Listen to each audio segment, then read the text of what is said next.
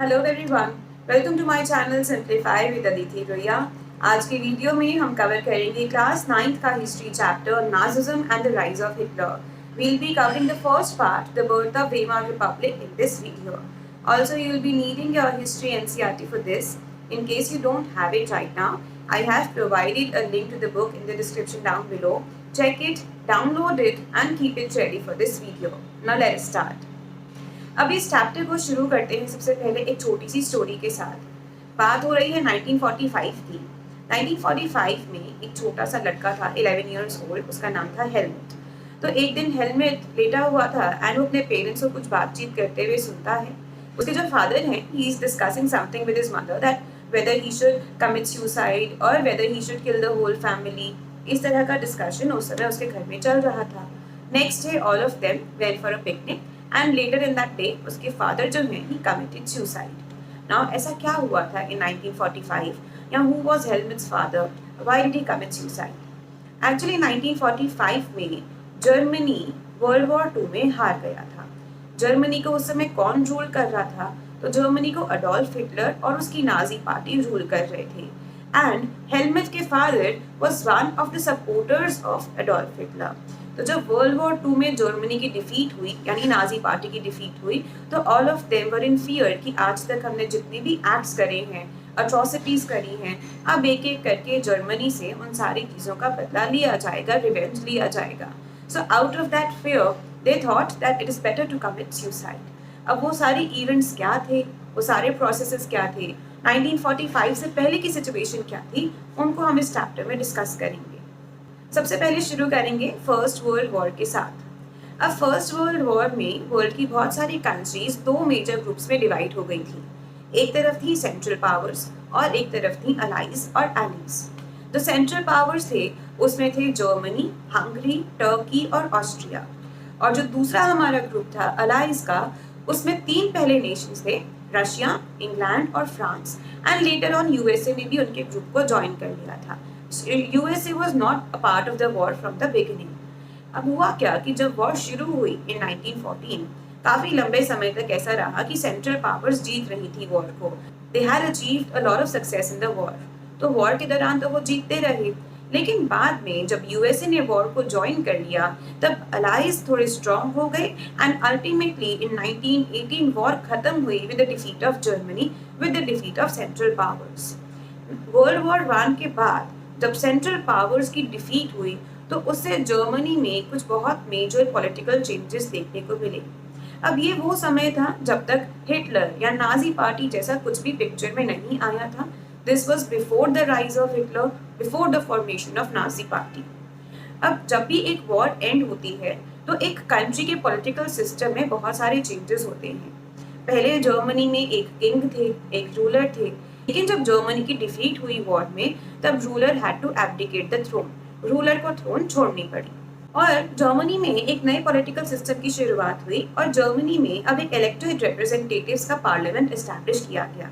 German parliament का नाम था रीचस्टैग और उसके अब सारे मेंबर्स को यूनिवर्सल एडल्ट फ्रेंचाइज के बेसिस पे इलेक्ट किया गया।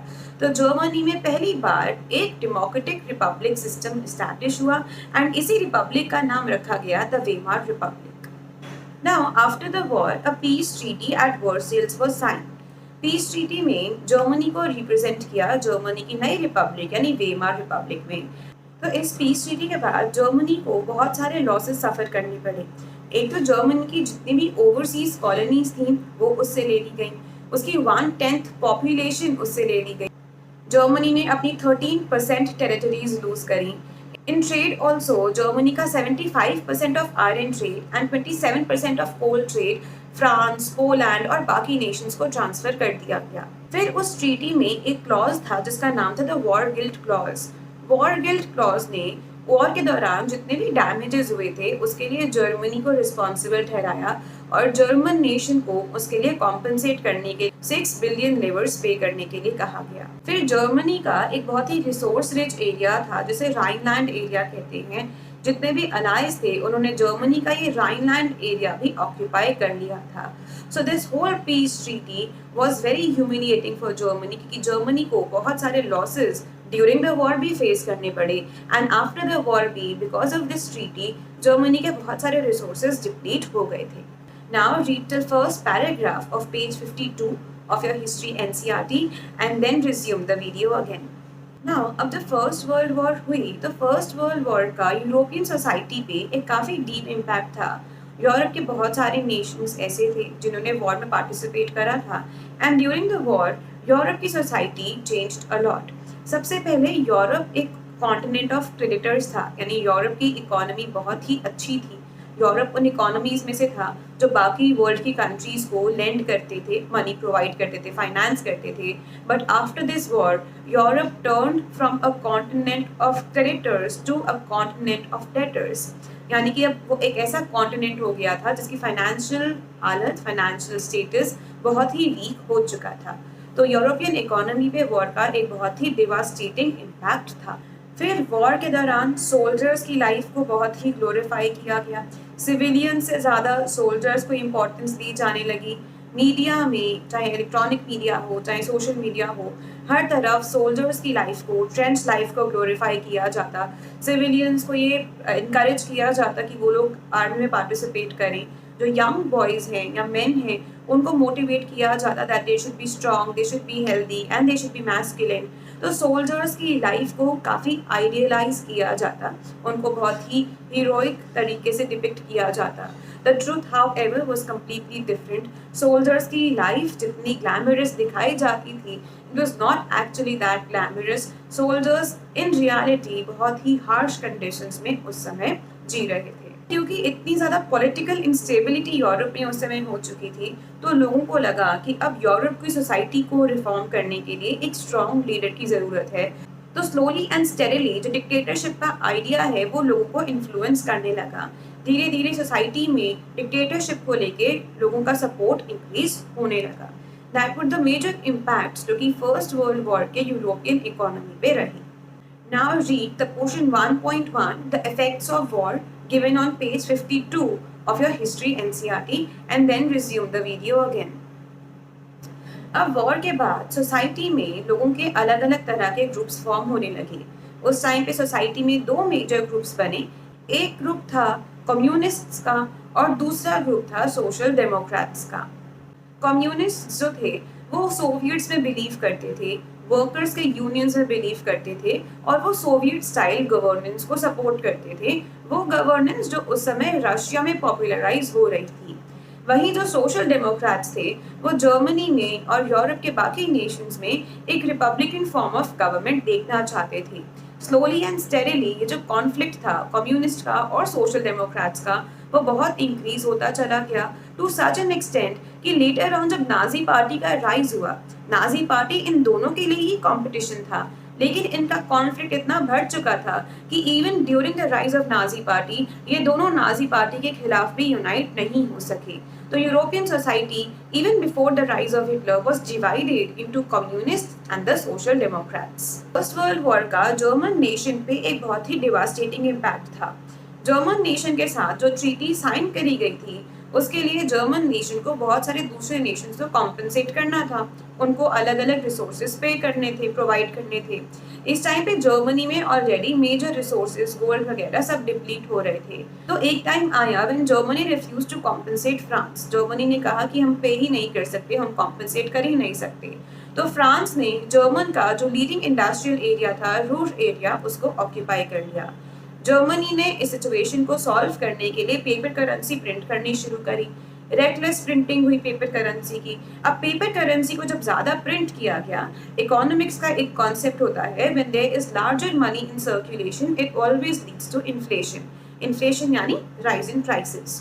जर्मनी में भी यही हुआ कि जब ज़्यादा पेपर करेंसी प्रिंट होने लगी तो मार्केट में प्राइसेस राइज होने लगे और जो जर्मन करेंसी थी उसकी वैल्यू रिड्यूस होने लगी. बुक पे जो डेटा दिया हुआ है उसके अकॉर्डिंग जर्मन मार्क की वैल्यू इतनी रिड्यूस हो चुकी थी कि with in 1 year German mark की वैल्यू बहुत ज़्यादा गिर गई. जहां अप्रैल में एक यूएस डॉलर की कीमत 24,000 जर्मन मार्क्स थी, वहीं दिसंबर आते आते एक यूएस डॉलर की कीमत ट्रिलियंस ऑफ जर्मन मार्क्स में आ चुकी थी. सिचुएशन इतनी खराब हो चुकी थी कि अगर लोगों को अपनी बेसिक नेसेसिटीज खरीदने के लिए भी मार्केट जाना होता था, they used to carry bags full of money. वो लोग बैग्स भर के एंड सैक्स भर के मनी लेके जाते just so that they could buy some bare necessities that they required to live at that time. This situation is called hyper inflation, जब normal necessities के दाम भी phenomenally high, sky high reach कर जाते हैं। World के बहुत सारे नेशन इस टाइम पे जर्मनी के साथ सिंपथाइज करने लगे। जर्मनी की पॉपुलेशन बहुत सारी डिफिकल्टीज के थ्रू गुजर रही थी एंड देयरफॉर जर्मनी को इस प्रॉब्लम से निकालने के लिए अमेरिका सामने आया। अमेरिका ने, यूएस इकोनॉमी ने जर्मन नेशन को क्राइसिस से बाहर निकालने के लिए एक नया प्लान यानी डेव्स प्लान इंट्रोड्यूस किया सो दैट जर्मनी की इकोनॉमिक सिचुएशन को कंट्रोल किया जा सके। Now read the portion 1.2, that is political radicalism and economic crisis, and then resume the video again. So now इस समय अमेरिका जर्मनी की हेल्प कर रहा था इकोनॉमिक क्राइसिस को सॉल्व करने के लिए, लेकिन 1930s के आसपास, प्रिसाइसली 1928 ऑनवर्ड्स, यूएस की इकोनॉमी में एक डिप्रेशन की सिचुएशन आई और इसकी शुरुआत हुई जब 1929 में एक दिन वॉल स्ट्रीट एक्सचेंज यानी कि वहाँ का स्टॉक एक्सचेंज क्रैश हो गया। शेयर प्राइसेस थे वो रिड्यूस होने लगे और शेयर प्राइसेस रिड्यूस होने के कारण people started selling their shares. एक ही दिन में millions and millions of shares sell करे जाते। यूएस की इकोनॉमी एकदम डाउन होती चली गई। लोगों को लॉसेस होने लगे। Industries were not able to function well, they were not able to maximise their profits. Situation इतनी खराब होती चली गई that factories began shutting down, unemployment बढ़ती चली गई एंड पीपल स्टार्टेड डिसइन्वेस्टिंग, यानी लोगों ने अपना मनी जो मार्केट में इन्वेस्ट किया था अब उसको डिसइन्वेस्ट करना शुरू कर दिया। तो यूएसए की इकोनॉमी पे इस इकोनॉमिक डिप्रेशन का बहुत ही मेजर इम्पैक्ट आया। अब नाउ क्योंकि यूएसए जर्मनी को हेल्प कर रहा था इकोनॉमिक क्राइसिस से बाहर आने में और यूएसए की खुद की इकोनॉमी डिप्रेशन के फेज में जा रही थी, देयरफॉर इसका सीधा सीधा इम्पैक्ट पड़ा जर्मन इकोनॉमी पे। जर्मन इकोनॉमी यूएसए से शॉर्ट टर्म लोन्स के बेसिस पे सरवाइव कर रही थी और अब क्योंकि यूएसए खुद ही वो शॉर्ट टर्म लोन्स ज़्यादा प्रोवाइड नहीं कर पा रहा था, तो जर्मनी की जो इकोनॉमी थी उस पर एक बहुत ही मेजर डिवास्टेटिंग इम्पैक्ट देखने को मिला। जर्मनी के ट्रेड में 40% रिडक्शन आई, workers started losing their jobs, unemployment इतनी बढ़ गई that there were approximately 6 million unemployed people in Germany at that time. Youth इतनी ज़्यादा अनएम्प्लॉयमेंट से हार्ड हिट थी that they started resorting to criminal activities. Workers की jobs lose होने लगी। जो मिडिल क्लास पीपल थे उनके लिए अपना बिजनेस रन करना मुश्किल होता चला गया। So many middle class people, many small traders, they had to shut down their business. जो बड़े बिजनेसेस ऑलरेडी इस्टेब्लिश थे अब वो क्राइसिस में चल रहे थे। Peasants were also hard hit because agricultural commodities के prices बहुत fall हो रहे थे and therefore the whole German economy was crippling down very fast. Now Germany की economy was in crisis, but politically too Germany was also very weak. Politically भी Germany बहुत weak था इस समय। Germany की constitution में कुछ inherent defects थे। The first one was the system of proportional representation. Proportional representation system के कारण जब भी इलेक्शंस होते तो उन इलेक्शंस में एक सिंगल पार्टी के लिए मेजॉरिटी वोट्स सिक्योर करना बहुत मुश्किल हो जाता and elections always ended up in the formation of a कोalition government. कोalition government वो होती है जिसमें a single party is not able to secure majority votes and the government is formed by two or more political parties. Also coalition government में ना quick decision making नहीं होती because there are many parties, there are many people who have to be consulted before, सबकी सहमति लेनी पड़ती है and then a decision is taken. तो जर्मनी की जब पॉलिटिकल इंस्टेबिलिटी की सिचुएशन चल रही थी उस टाइम पे कोalition गवर्नमेंट भी जर्मनी में सक्सेसफुल नहीं थी and every time a coalition government was formed because of this system. The next major defect of the constitution was Article 48, जिसके कारण प्रेसिडेंट के लिए अपनी पावर्स को मिसयूज करना बहुत ही आसान हो चुका था। प्रेसिडेंट अपनी मर्जी से कभी भी इमरजेंसी इम्पोज कर सकते थे और अपनी डिग्री अपने खुद के लीगल सिस्टम के अकॉर्डिंग वो रूल कर सकते थे। सो पूरी जर्मन इकोनॉमी एंड पॉलिटिक्स दोनों ही क्राइसिस में चल रही थी and therefore people lost their confidence in the Weimar Republic. People thought कि Weimar Republic is now not able to function well and therefore they need a new system of the government. Now read the portion 1.3, the years of depression, and then resume the video again. So that was it for this video. In the next video, we will be covering the Hitler's rise to power. कि Hitler कौन था, कैसे rise हुआ और कैसे Nazi party form हुई। If you haven't yet subscribed to my channel, please click here. For the complete playlist of this chapter, please click here. And for the next part of this chapter, please click here.